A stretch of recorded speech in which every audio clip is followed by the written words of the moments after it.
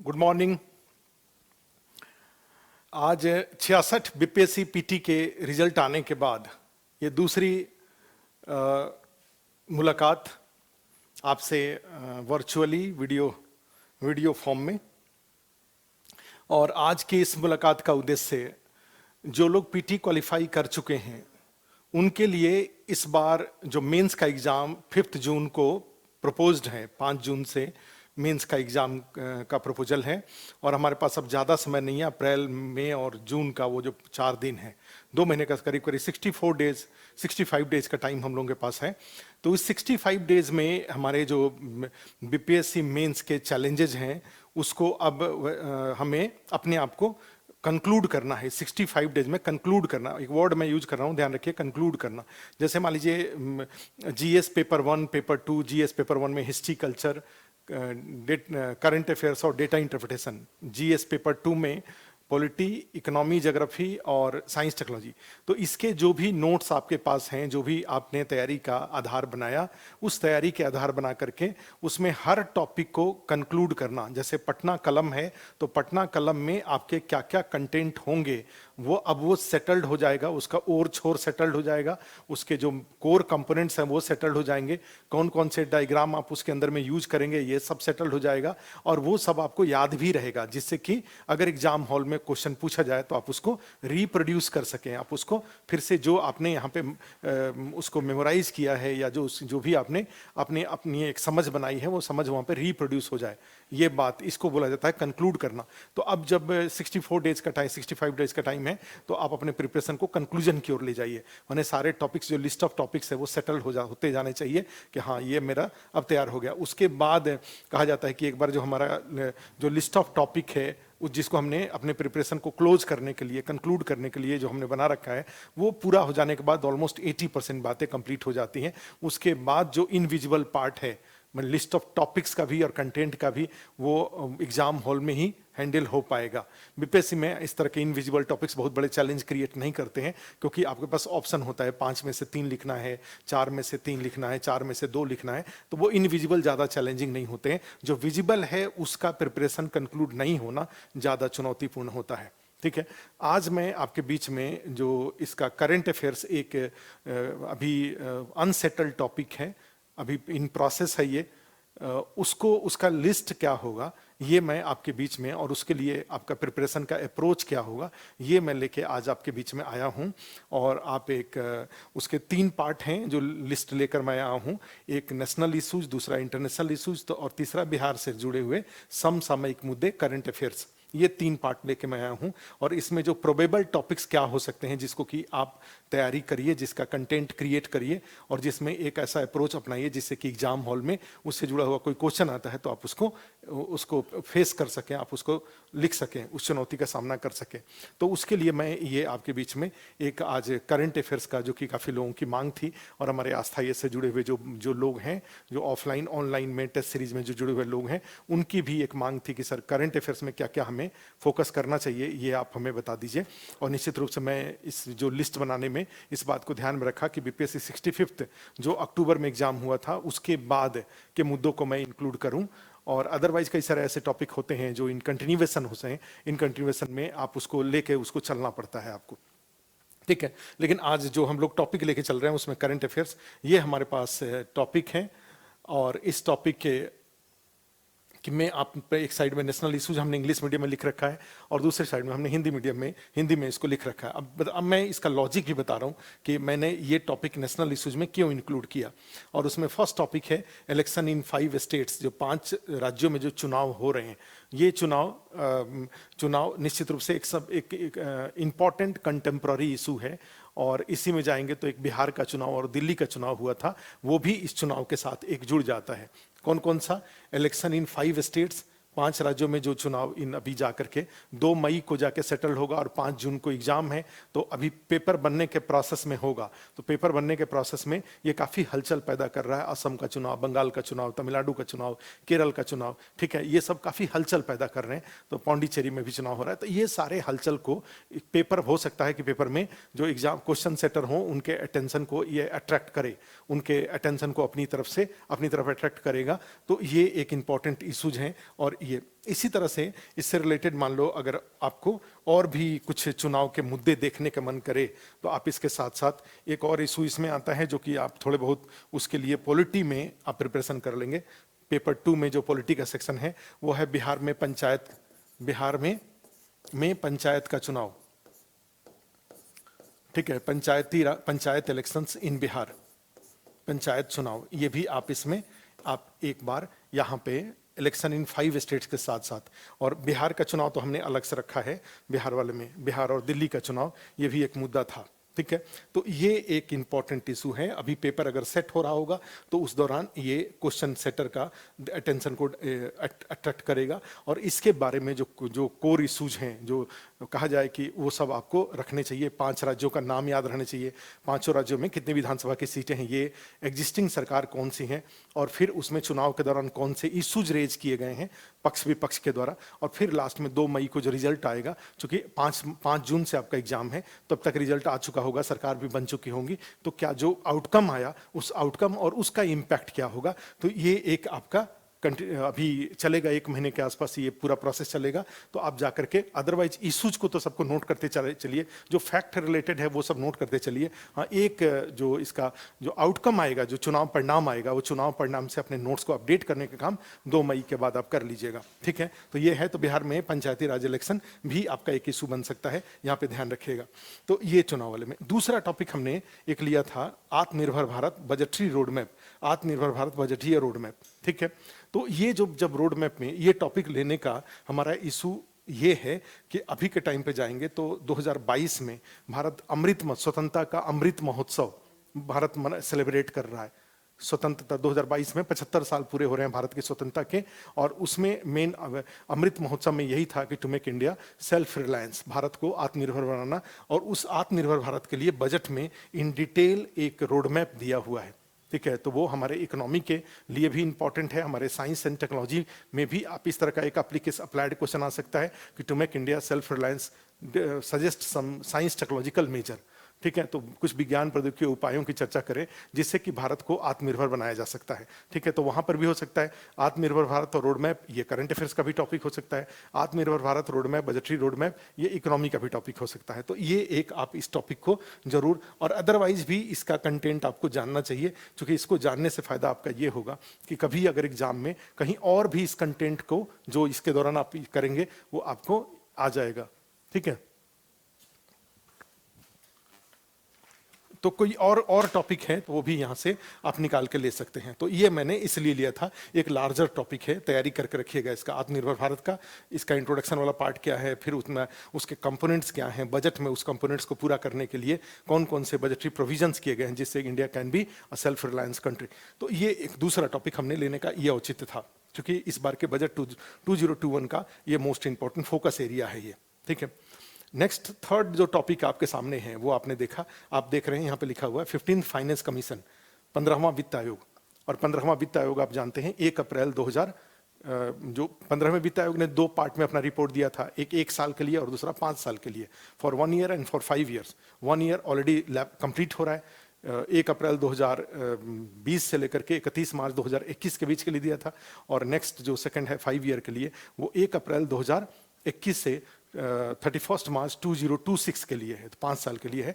तो इसमें इसके बारे में इन डिटेल एक मैसेज रखिएगा, इकोनॉमी के लिए भी इंपॉर्टेंट है और इसके करंट अफेयर्स के लिए भी इंपॉर्टेंट टॉपिक है ये। एक तरह से कहा जाए कि सेंटर स्टेट ओवरऑल पॉलिटी वाले में भी जाएंगे, तो वो एक बेस प्रोवाइड कर रहा है सेंटर स्टेट रिलेशन को, तो केंद्र राज्य संबंधों को आधार प्रदान करता है। तो ऐसी स्थिति में you have to focus on 15 recommendations of 15 finance commission and their outcome, their impact on and state like Bihar, इस पे भी आप फोकस कर सकते हैं। तो ये 15 फाइनेंस कमीशन एक इंपॉर्टेंट टॉपिक हमने इसलिए इसको लिया था क्योंकि इस बार की एक इंपॉर्टेंट घटना है। उसके बाद ये एक चल रहा है 1 नेशन 1 इलेक्शन, एक देश एक चुनाव, ठीक है। अब ये क्वेश्चन पूछेगा कि कहाँ पूछेगा, ये पॉलिटी में कर इलेक्शन रिफॉर्म और इलेक्शन रिफॉर्म के पार्ट के रूप में एक देश एक चुनाव पूछेगा, पॉलिटी में भी पूछ सकता है और या फिर करंट अफेयर्स में पूछता है। मैं थोड़े से एक इंडिविजुअली, मैं तो एक मध्यमार्गी होने के नाते, मैं ना तो लेफ्टिस्ट हूँ ना तो राइटिस्ट हूँ, मैं एक मध्यमार्गी हूँ, ठीक है, मैं सोच से भी, और इंडिया के लोग भी ऑलमोस्ट मोस्टली जो अधिकांश लोग इसी तरह के होते हैं, ना तो लेफ्टिस्ट होते हैं ना तो राइटिस्ट होते हैं, मिडिल। और इसलिए तो भारत में after independence India adopted a policy of mixed economy, मिश्रित अर्थव्यवस्था का। हम ना तो कैपिटलिस्टिक गए ना तो सोशलिस्टिक गए, हमने मिक्स्ड इकोनॉमी को, और सोशलिस्टिक की तरफ जाने का मतलब भी था एक तरह से वो भी सॉफ्ट ही होता है, कैपिटलिज्म की तरफ जाने का हार्ड होता है, लेकिन सोशलिज्म की तरफ। तो हमारे देश का ही ऐसा नेचर है, तो हम लोग भी उसी के भाग के रूप में, तो हमें लगता है कि ये थोड़ा परेशान करता है। ये जब ये दिखता है कि देश में निगेटिविटी का एटमॉस्फेयर रहता है, तो अब पता चला कि अभी आम चुनाव हुआ था, उसके बाद बिहार का चुनाव और दिल्ली का विधानसभा का चुनाव हुआ, उसमें आम चुनाव में जो छिछालेदर हुआ वो सब हुआ। फिर दिल्ली और बिहार विधानसभा के चुनाव में जो भी आपने देखा कितना ज़्यादा निगेटिविटी राज्य के पॉलिटिकल पार्टीज के रूप में या केंद्र के स्तर पर, ठीक है, उसमें हो जाता है। फिर अभी पश्चिम बंगाल का चुनाव हो रहा है, कितना अधिक निगेटिविटी चारों तरफ फैला पड़ा है। तो ये सब देख करके लगता है, और कई बार ये जो आदर्श आचार संहिता है, मॉडल कोड ऑफ कंडक्ट है, तो मॉडल कोड ऑफ कंडक्ट है वो भी कई जगह लागू हो जाता है, और ये कई जगह लागू हो जाने से फिर हमें लगता है कि डेवलपमेंटल प्रोसेस भी अफेक्ट होता है, और साथ में पता चला कि ये जो पॉलिटिकल पार्टीज हैं इनके बीच में भी बहुत ज़्यादा बिटरनेस फैलता है, ठीक है। तो मुझे लगता है कि ये सारा बिटरनेस, मड स्लैंगिंग, जो कुछ भी जो मानकों के अनुसार, जो स्टैंडर्ड्स के अकॉर्डिंग होने चाहिए, वो सब एक ही बार हो, पूरा देश में एक साल तक केवल चुनाव ही हो, और एक साल के बाद फिर उसके बाद पता चला कि उसके बाद एक साल में ही सारे जो लोकसभा का, राज्य विधानसभा का चुनाव एक साथ हो जाए, और ये जो अर्बन बॉडीज हैं और जो पंचायत है उसका चुनाव एक साथ हो जाए, दोनों को 2 बार में ये चुनाव पूरे देश में एक साथ कंक्लूड कर लिया जाए। बीच बीच में ये चुनाव जो 4 साल तक डेवलपमेंटल काम हो और 1 साल तक देश में चुनाव हो, ठीक है। तो ऐसा किया जाए तो ज़्यादा अच्छा है। तो ये मुझे एक तरह से एक एज ए रिस्पॉन्सिबल सिटीजन के रूप में भी मुझे ये लगता है कि मुझे भी इसके बारे में जानना चाहिए, आपको भी इसके बारे में जानना चाहिए। अदरवाइज बीपीएससी के मेंस के एग्जाम के लिए भी ये हमारे लिए, उसके पॉलिटी में भी जाएंगे तो, और प्लस करंट अफेयर्स में, दोनों में हमारे लिए इंपॉर्टेंट पार्ट है। इसको खूब अच्छे से आप इसका सारा प्रॉज कॉन्स क्या क्या होता है, इसका इलेक्शन रिफॉर्म से इसको जोड़ करके और इसको अच्छे से इसका तैयारी करके रखिएगा। नेक्स्ट आप जाएंगे तो देखिए टॉपिक एक लिखा हुआ ये थोड़ा सा एरर यहाँ पे हो गया स्पेलिंग में, वी सेप, ये होगा V shape, economic recovery, V आकार आर्थिक सुधार। तो ये आता है कि कोरोना के दौरान किस तरह से, माने इकोनॉमिक रिकवरी के कई सारे शेप होते हैं। जेड शेप होता है, डब्ल्यू शेप होता है, वी शेप होता है, यू शेप होता है, कई तरह के शेप होते हैं। इसमें जाएंगे तो ये आपका जैसे एक वी सेप के बारे में इकोनॉमिक सर्वे जो आया 2020-2021, तो उसमें वी सेप रिकवरी की चर्चा की गई, और उसमें यही है कि भाई इंडिया कहाँ -23.9% में था, और उसके बाद फिर दोबारा तेजी से रिकवर कर रहा है, और माना जा रहा है कि 2022-23 में ग्लोबल जो एजेंसीज हैं सबका कहना है कि इंडिया में जो रिकवरी होगा वो 11% से ज़्यादा का जीडीपी ग्रोथ होगा। तो इस तरीके से तो ये पूरा एक कंटेम्प्रेरी इशू आता है इकोनॉमिक सर्वे में, इसके लिए काफ़ी डिटेल में चर्चा दी गई है, तो उसको आप वहाँ से ले करके, और डेटा से इसको सपोर्ट करेंगे, डायग्राम से भी इसको सपोर्ट करेंगे डिफरेंट टाइप में। वी सेप मोस्ट एम्बिशियस एक तरह से कहा जाता है कि वी सेप रिकवरी को सबसे अच्छा रिकवरी माना जाता है, वैसे जेड सेप को भी अच्छा माना जाता है। तो ये आपको इसको भी जानना चाहिए। तो हमने ये जो इकोनॉमिक सर्वे 2021 आया था फरवरी में, तो उसमें ये सब बातें शामिल की गई थी, तो इसलिए हमने इसको ले लिया, इसमें शामिल कर लिया। उसके बाद जानते हैं फार्मर जो मूवमेंट है, किसानों का आंदोलन है, किसान आंदोलन, ये भी बड़ा एक चर्चित टॉपिक है, अभी भी जारी है, काफ़ी दिन हो गए, अब ये निगेटिविटी भी फैला रहा है, तो ये भी एक इम्पॉर्टेंट टॉपिक है, और इसको भी, और इसका बड़ा अच्छा जो यहाँ पे टेस्ट पेपर डिस्कशन हुआ है, उस टेस्ट पेपर डिस्कशन में इस टॉपिक को के सारे प्लस माइनस ओंकार जी ने इसमें शामिल किया हुआ है। तो आप इस टॉपिक को भी देखिएगा, ये आपका रेडीमेड बिल्कुल तैयार रहना चाहिए। अभी जाएंगे तो थोड़े दिन पहले रविशंकर प्रसाद जी के मंत्रालय ने एक ये जो OTT and social media regulations लिया, ठीक है, ओवर द टॉप एवं सोशल मीडिया विनियमन के लिए, जैसे ट्विटर है या यूट्यूब है या फेसबुक है या इस तरह के जो भी सोशल मीडियाज हैं, या वो नेटफ्लिक्स है या उसका अमेजन का, कई सारे इस तरह के सोशल मीडियाज हैं। तो ये सबको रेगुलेट करने के लिए इन्होंने एक रेगुलेशन लेके आया है ओवर द टॉप, जो ये जो नेटफ्लिक्स वगैरह जो भी आते थे, तो उनके लिए प्लस सोशल मीडिया के लिए। तो ये भी एक कंटेम्प्रेरी टॉपिक है, साइंस टेक्नोलॉजी में भी आ सकता है, और कंटेम्प्रेरी ये जो करंट अफेयर्स पेपर 1 का जो करंट अफेयर्स है उसमें भी ये आ सकता है। तो इसके भी सारे प्लस माइनस कंप्लीट एक अच्छा नोट्स आपके पास होना चाहिए, और उसको फिर तैयारी करिए। उसके बाद जाते हैं तो अगला टॉपिक हमने लिया हिमालयन डिजास्टर। हिमालयन डिजास्टर्स में कई बार, जैसे अभी जो चमोली जिले में आया था एनटीपीसी का और करीब सैकड़ों लोग मारे गए थे, तो इस तरह की जो घटनाएं आ रही है, तो एक इकोलॉजिकली काफ़ी सेंसिटिव जोन है हिमालय, और उस हिमालय में जो बड़े पैमाने पे कंस्ट्रक्शन का काम हो रहा है, टूरिज्म को प्रमोट किया जा रहा है, ठीक है, इकोनॉमिक एक्टिविटीज़ को प्रमोट किया जा रहा है, तो क्या हिमालय आपके इतने बड़े पैमाने पे कंस्ट्रक्शन वर्क को, इतने बड़े पैमाने पे टूरिज्म को, इतने बड़े पैमाने पे इकोनॉमिक एक्टिविटीज़ को क्या हिमालय एब्जॉर्ब कर पाएगा? एब्जॉर्ब करने का मतलब ये होता है कि क्या उसके पास इतना पानी है कि सबकी पीने की ज़रूरतों को पूरा कर सके, सबके जो डेली यूजेज की ज़रूरतों के हैं, जो टूरिस्ट हैं उनको पूरा कर सके, जो 16 चक्का वाले ट्रक हैं वो सामान लेके जाएंगे केदारनाथ जी के लिए, पता चला कि लाखों टूरिस्ट जब जाएंगे तो उनके पीछे पीछे उनके यूज के लिए सामान भी जाएगा, तो क्या ये 16 चक्का वाले और 6 लेन का 4 लेन की जो और रेलवे का कंस्ट्रक्शन का काम, बिजली उत्पादन का काम, जो इतने बड़े पैमाने पे काम हो रहा है, क्या हिमालय इसको एब्जॉर्ब कर पाएगा? और एब्जॉर्ब नहीं कर पाएगा तो अपने स्पेस को क्रिएट करेगा वो, और अपने स्पेस को क्रिएट करने के प्रोसेस में जैसे चमोली में हुआ या 2013 में केदारनाथ जी में हुआ था, तो आप जाएंगे तो कई जगह पे ऐसी बार बार घटनाएं घट रही हैं। तो ये भी एक इकोलॉजी एनवायरनमेंट के पॉइंट ऑफ व्यू से अभी चमोली का मुद्दा था, तो उस मुद्दे को ध्यान में रखते हुए एक रखिएगा इसको भी जानकारी के रूप में, क्योंकि हो सकता है कि ये भी क्वेश्चन आ जाए आपसे। उसके बाद सेंट्रल बजट 2021-22 है, केंद्रीय बजट 2021-22, और इसके प्रमुख जो मुद्दे हैं, प्राथमिकताएं हैं, ठीक है।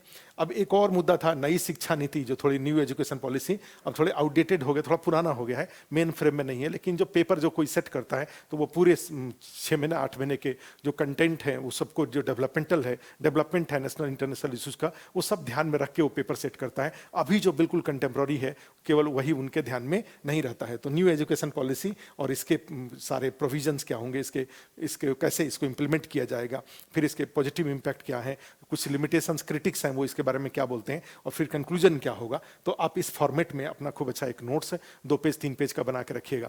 हाँ, नोट्स में एक बात और भी ध्यान रखना, ये सारे जो टॉपिक्स मैं बता रहा हूँ कि इसका जो नोट्स आपका अपनी तरफ से, यहाँ तो क्लास चलेगा, जो परम आदरणीय अशोक सर हैं, अशोक सर करंट अफेयर्स का क्लास अस्थाई में लेते हैं, तो अस्थाई में क्लास लेंगे सर उसका सारा का इसका जो कोर इशूज है वो करा देंगे वो, और उसके अलावा एक टीचर और भी कराएंगे जो कि इन डिटेल ये सारे टॉपिक आपको कवर करा देंगे। तो ये जैसे पिछली बार हुआ था, और फिर उसका नोट्स निश्चित रूप से जो करंट अफेयर्स का ये सारे टॉपिक्स का जो नोट्स होगा वो प्रिंटेड वर्जन में या क्लास नोट्स के रूप में ये हम ग्रुप में भी शेयर करेंगे, सब लोगों के लिए अवेलेबल इसको कराया जाएगा। लेकिन फिर भी आप अपनी साइड से भी इसका एक कम से कम फ्लो चार्ट, ब्रेन मैप जरूर बनाना स्टार्ट करके रखिए, जिससे कि आपको एकदम उस समय में जो भी कंटेंट हो उस कंटेंट को रिमाइंड करने में आपको दिक्कत ना होने पाए, ठीक है। लेकिन अब चूंकि डेट आ गया है तो हम लोग तो आस्थाई में 1 मई 2 मई के आसपास से 15 दिन में हम करंट अफेयर्स करा लेंगे, जिससे कि तब तक के सारे डेवलपमेंट के साथ चीज़ें हमारी सेटल्ड हो जाएं और फिर 5 जून के लिए ये हमारा रेडीमेड रहे, ठीक है। लास्ट में कोरोना से सेकेंड वेव जो इंडिया में चल रहा है, corona virus second wave, corona virus का दोबारा उभार, तो ये भी एक टॉपिक है, क्योंकि कोरोना बार क्वेश्चन सारे मेंस के एग्जाम में कोरोना पर क्वेश्चन पूछा गया है। तो ये सेकेंड वेव जो ग्लोबल लेवल पे देखने को मिल रहा है, इंडिया में देखने को मिल रहा है, तो ये सेकेंड वेव का क्या मीनिंग है और इसको ऐसा ना हो इसके लिए क्या क्या किया जाना चाहिए, ठीक है। तो ये एक तो इतने सारे हमारे पास टॉपिक्स, कुछ ऐसा दिखा था जिसको कि मैंने आपके लिए लिया। इसमें आप देखिए 1 2 3 4 5 6 7 और उसके बाद ये 8 9 10 11 टॉपिक हमने नेशनल इश्यूज में निकाल पाया। आप भी अपनी तरफ से, और भी कई सारे होते हैं, जैसे सस्टेनेबल डेवलपमेंट गोल का नीति आयोग ने अपना रिपोर्ट जारी किया था, तो वो भी आपका जो फॉरेस्ट जो रिपोर्ट है वो भी एक टॉपिक हो सकता है। तो इस तरह से कई सारे दूसरे टॉपिक भी इसमें हो सकते हैं, इसके पॉलिटिकल और इकोनॉमिक इश्यूज से हटके जाएं तो, लेकिन फिर भी मुझे ये 11 टॉपिक इंपॉर्टेंट लगे अभी के अनुसार, तो इसलिए मैंने ये 11 टॉपिक लिया आपके लिए। अब आ जाइए इंटरनेशनल इश्यूज पे, और इंटरनेशनल इश्यूज में एक तो जो कई तरह के टॉपिक होते हैं इसमें, एक होता है रिलेशंस, होता है संबंध होते हैं, अंतर्राष्ट्रीय संबंधी, इंटरनेशनल रिलेशन जिसको बोलते हैं, जैसे भारत का अपने पड़ोसी देशों के साथ संबंध, India's relation with neighbouring countries एक टॉपिक होता है।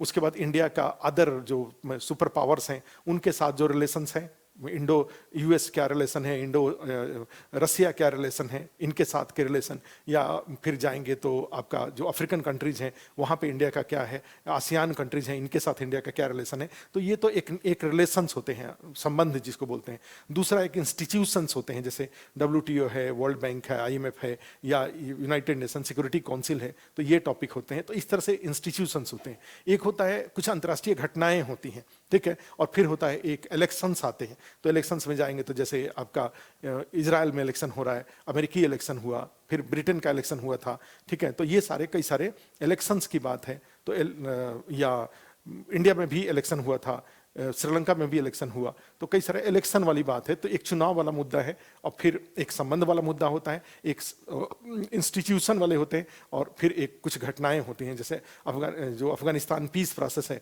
वो एक तरह से उसको घटना मान के चलेंगे। तो इसी में जाएं तो मुझे जो अभी मैंने एक एनालिसिस करके देखा जो इंटरनेशनल इशूज हैं, उस इंटरनेशनल इशूज में आप देखिए, जैसे अभी प्राइम मिनिस्टर बांग्लादेश गए थे, और बांग्लादेश के इंडिपेंडेंस का 50 साल था, और तो निश्चित रूप से एक वो मुद्दा बन सकता है इंडो बांग्ला रिलेशन के बीच में। चूंकि अभी पेपर से, वही हमने जैसे कहा कि पेपर सेट हो रहा होगा, तो पेपर सेट हो रहा होगा तो उस दौरान ये काफ़ी हलचल का टॉपिक था, ये इंडो बांग्ला रिलेशन। तो इस बैकग्राउंड में चूंकि अभी प्राइम मिनिस्टर वहाँ गए थे और बांग्लादेश का इंडिपेंडेंस का 50 साल हुआ है, तो एक कंटेम्प्रेरी टॉपिक के रूप में हमने इसको लिया, इस टॉपिक को। अभी थोड़े दिन पहले जाते हैं तो आप देखते हैं कि इंडो क्वाड, जो क्वाड है, आप जानते हैं कि क्वाड्रिलेटरल ऑर्गेनाइजेशन है ये, इंडिया का, जापान का, अमेरिका का और ऑस्ट्रेलिया का। तो ये बड़ा इंपॉर्टेंट एक टॉपिक है इस बार के लिए, और उसमें इंडिया के पार्टिसिपेशन का क्या इंपॉर्टेंस है, क्या उसका रेलेवेंस है, तो ये आपके लिए एक इंपॉर्टेंट टॉपिक है। और ये आप जानते हैं कि अभी थोड़े दिन पहले ही सारे जो हेड ऑफ नेशंस हैं, इंडिया की तरफ से प्राइम मिनिस्टर, दूसरा जापान की तरफ से उनके प्राइम मिनिस्टर, ऑस्ट्रेलिया की ओर से उनके प्राइम मिनिस्टर, और फिर अमेरिका की ओर से जो बिडेन, इसमें पार्टिसिपेट किए थे, ठीक है। तो ये एक इंपॉर्टेंट टॉपिक है क्वाड का, तो इसको ध्यान रखिएगा।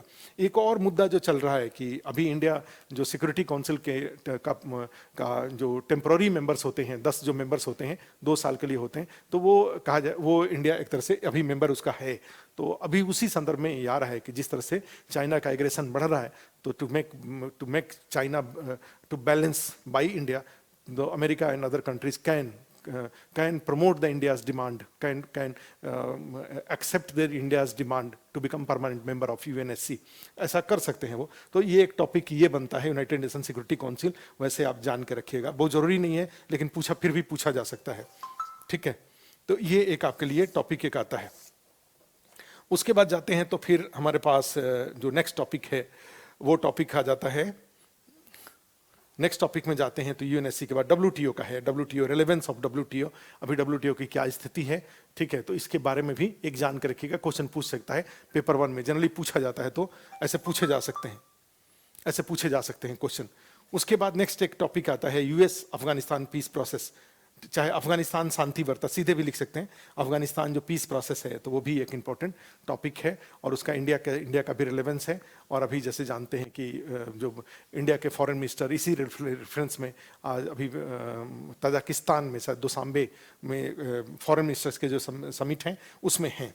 ब्रेग्जिट एक कंटिन्यूअस प्रोसेस रहा है, अब ब्रेग्जिट सेटल हो चुका है, तो ब्रिटेन का इसमें ब्रिटेन और रेस्ट ऑफ जो यूरोपियन यूनियन के कंट्रीज हैं और उसका इंडिया के क्या उसका पर्सपेक्टिव है, तो ये एक इंपॉर्टेंट टॉपिक है। तो ये सारे टॉपिक्स लेने के पीछे हमारा ये कुछ लॉजिक मैंने जो दे रखा है, चाहे रिलेवेंस है उसका, ठीक है। नेक्स्ट जाएंगे तो म्यांमार इनस्टेबिलिटी, म्यांमार में जो अशांति है वो बहुत बड़ा मुद्दा है, एकदम से तैयार करके रखेंगे, जरूर तैयार करके रखेंगे।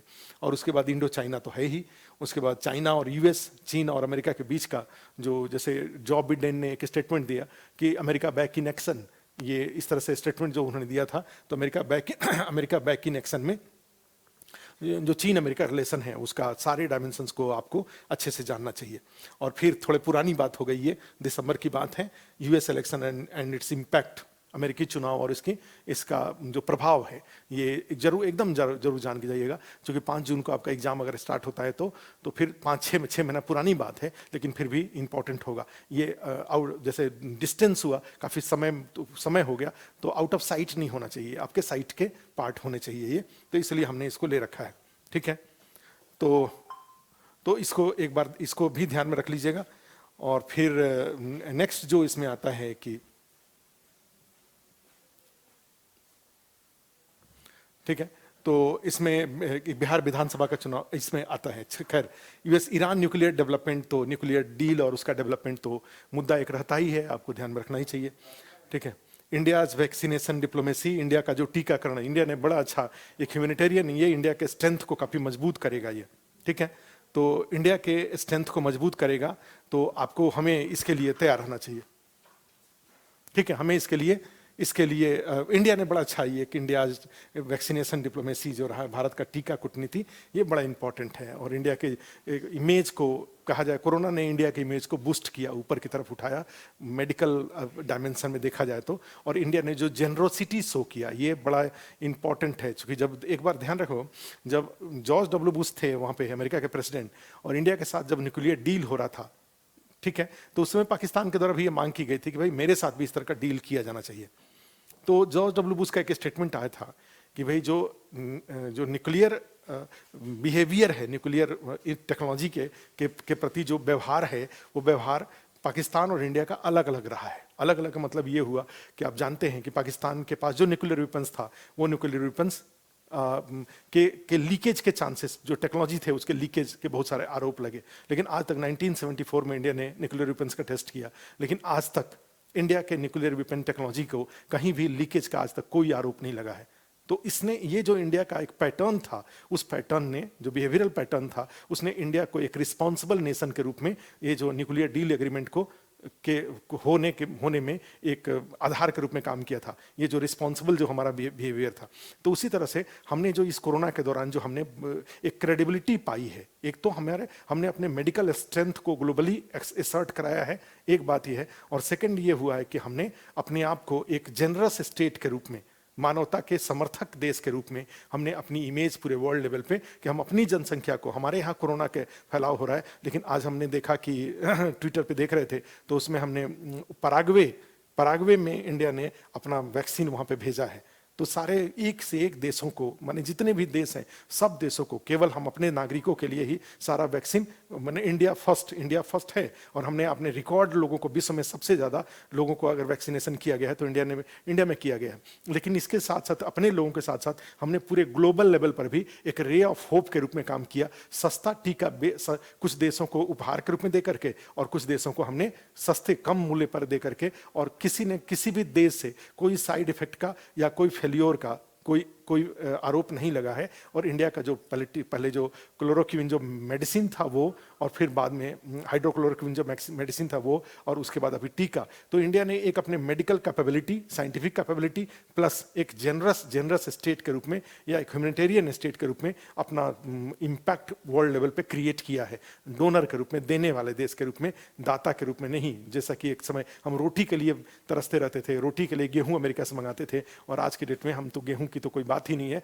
हमने वैक्सीन, जो कि जीवन रक्षक दवा के रूप में उभरा है, वो हम पूरे ग्लोबल लेवल पे देशों के लिए रे ऑफ होप के रूप में, इंडिया से, आप सोचिए, पराग्वे हमारा एक मित्र देश है, तो हम लोग वैसे भी जो लैटिन अमेरिकन कंट्रीज थे उसके साथ बहुत स्ट्रॉन्ग रिलेशन में हम नहीं जाते थे।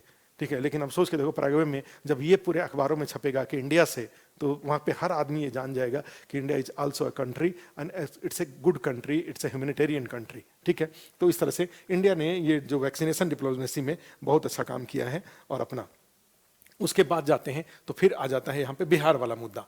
ठीक है, तो इसमें भी हमने देखा, आप देखिए टॉपिक 1 2 3 4 5 6, और उधर जाएंगे तो 6 और 7 8 9 10 11 12 और 11, तो टोटल 23 टॉपिक हुए। और उसके बाद जाएंगे तो ये बिहार के, तो बिहार में जाएंगे तो बिहार का बजट के बारे में भी एक और 5वां टॉपिक भी बिहार में जरूर जोड़ लीजिएगा। उसमें एक है बिहार विधानसभा इलेक्शन, उसके मुद्दे और उसके परिणाम का, ठीक है, उसका परिणाम। तो एक हो जाता है बिहार विधानसभा चुनाव, उसके मुद्दे, और उसके बाद आता है बिहार, इसमें एक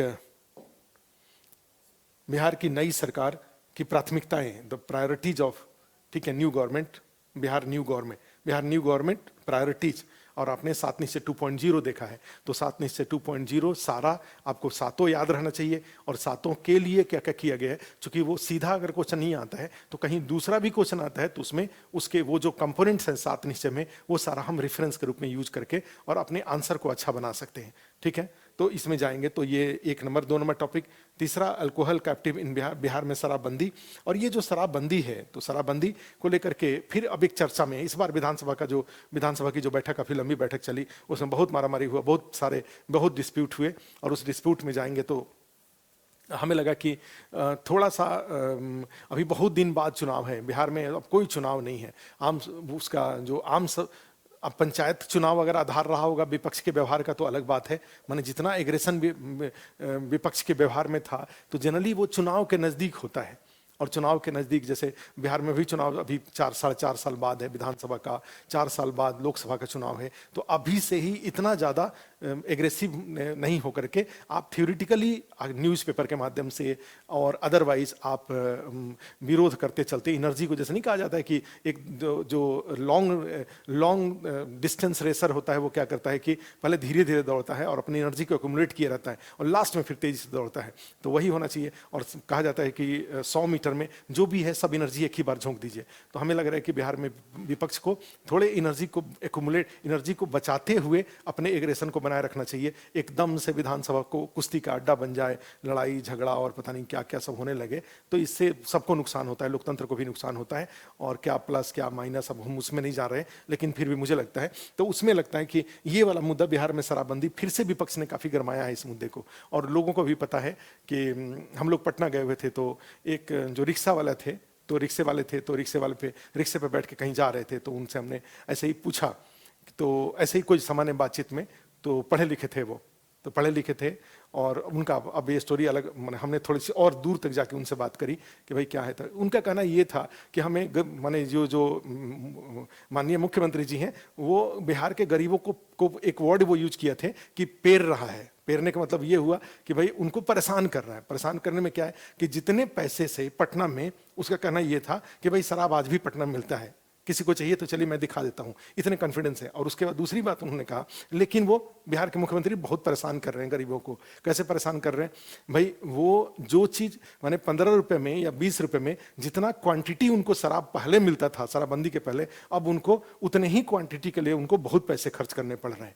या कहा जाए कि 50 रुपए में अब उनको कम क्वांटिटी मिलता है, तो बेचारे की आत्मा अतृप्त थी, तो इसलिए वो बड़े दुखी थे माननीय मुख्यमंत्री जी से।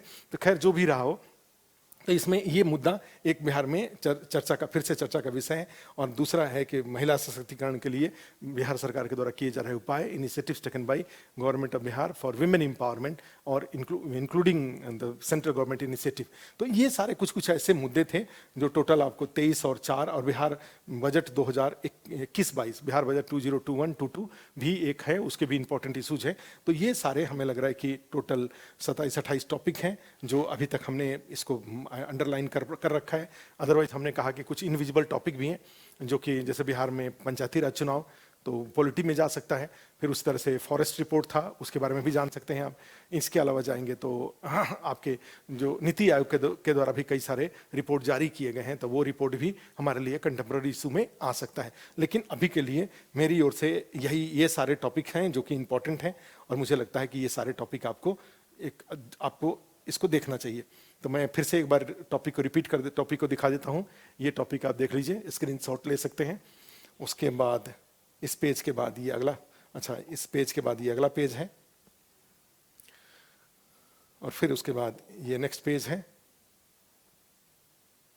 ये सारे हैं, और आप अपनी तरफ से, ये मेरी ओर से था, आप अपनी तरफ से भी कर लेंगे। एक मेरे पास पेपर भी था जो आस्थाईएस में हम लोगों ने, आस्थाईएस में भी हमने एक सीरीज ऑफ टेस्ट पेपर हम लोगों ने कंक्लूड किया है। जो 5 जनवरी से हमने टेस्ट सीरीज शुरू किया था, तो 11 टेस्ट का एक सीरीज कंक्लूड कर लिया है। दूसरा जो 4 तारीख से शुरू हो रहा है, दूसरा जो टेस्ट का वो है, सेकंड जो फेज है वो स्टार्ट हो रहा है।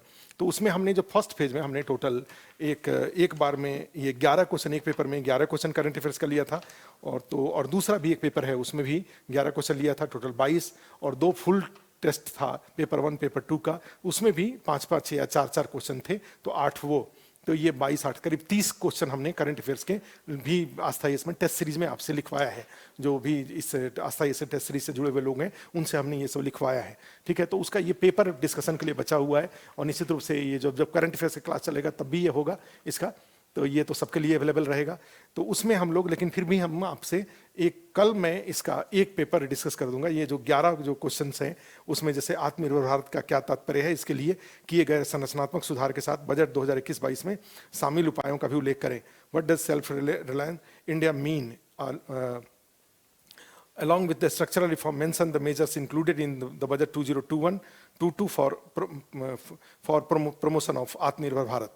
ठीक है, नेक्स्ट था वी शेप आर्थिक सुधार क्या तात्पर्य है, उसी उदाहरण के साथ इस घटना को स्पष्ट करें।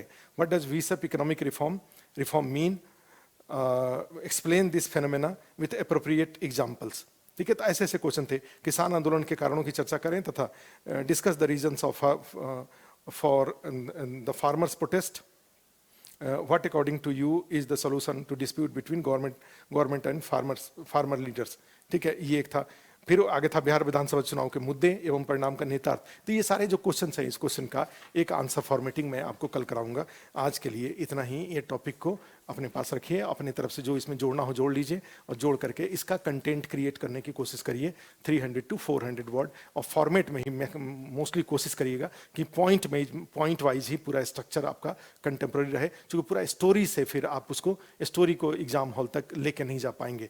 आप इसको एक प्रॉपर थॉट प्लान करके, बिहार विधानसभा चुनाव, उसका इंट्रोडक्शन हुआ, बिहार विधानसभा चुनाव के बारे में कुछ बातें हो जाएंगी। उसके बाद जो इश्यूज हैं, एनडीए के द्वारा उठाए गए मुद्दे, और फिर जो महागठबंधन के द्वारा उठाए गए मुद्दे, और फिर इसके अलावा तीसरा एक गठबंधन था उसके द्वारा कुछ उठाए गए मुद्दे, और उसके बाद जो रिजल्ट आया, रिजल्ट के बाद नई सरकार बनी, और नई सरकार के द्वारा जो अपनी प्रायोरिटीज तय किए गए, वो प्रायोरिटी 7 से 2.0, और उसके लिए कौन कौन से फर्दर काम किए गए हैं। तो पूरा एक इस फॉर्मेट में आप एक अपना कंटेम्प्रेरी इशूज का एक नोट्स बनाते जाइए।